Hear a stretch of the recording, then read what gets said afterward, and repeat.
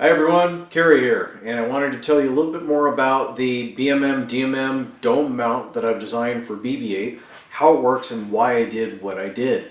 It's actually a pretty simple design, really easy to print and put together. My beta group went through, we've been testing it and beating up and doing changes and testing it and beating up to the point where we have something that's very repeatable from a printable standpoint.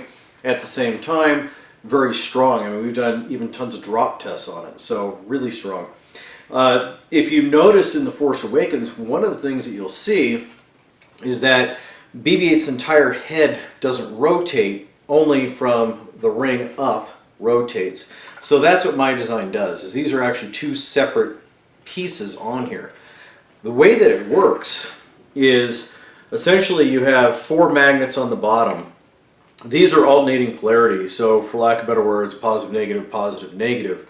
This is the DMM, which is the dome magnetic mount. The one inside, which is the BMM, which is this guy, is the exact same thing. It's alternating polarity. And one of the things that you'll notice is you'll see the curve. The reason why the curve is there, it allows it to get closer to the ball. So this one is convex, and this one's concave, so they go in. See if I get that in the shot.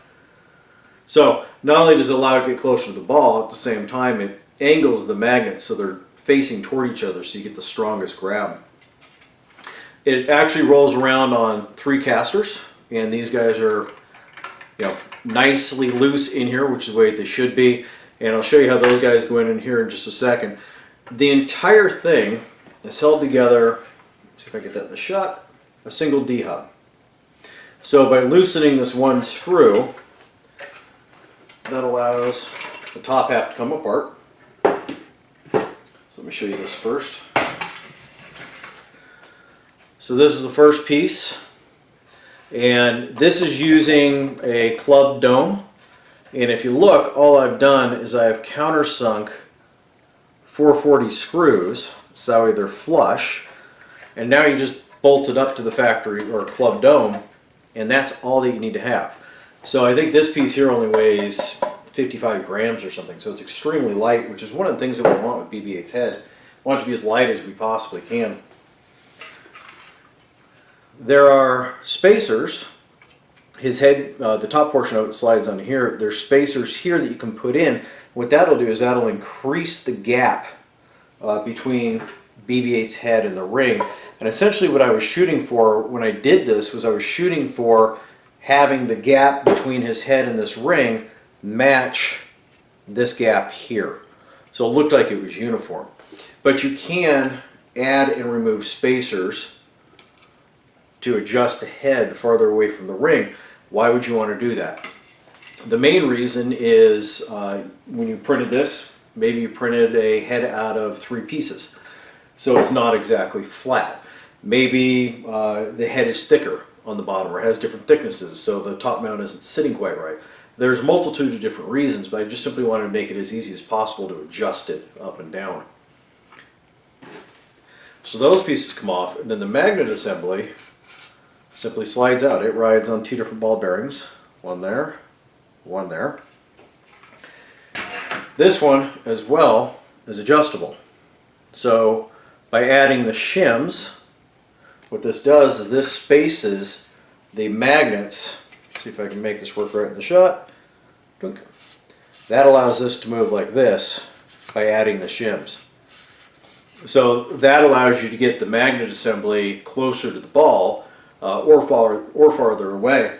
Depending upon if your panels are rough, you may need to move it away a little bit. If your panels are smooth, you might be able to push a little bit closer, get a better magnetic attraction to it.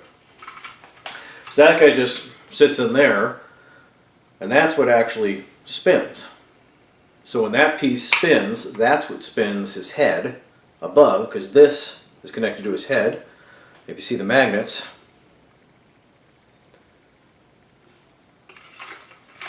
so that comes out, and then the casters, the way that they work, and this is actually a James Bruton idea. Hats off to you, James. It's a great idea. My design, but his idea. Essentially what you have is in the arm, you just have a nylon shim, which is what the caster post rides in, and then a little rubber guy on the bottom that just simply goes under here. And the only thing this guy does is simply keep the caster from falling out. It doesn't need any strength because once you put the head on the ball, it's going to press, which actually pushes the casters farther up in. So all these are here for, when you pull the head off, just keeps them from falling away.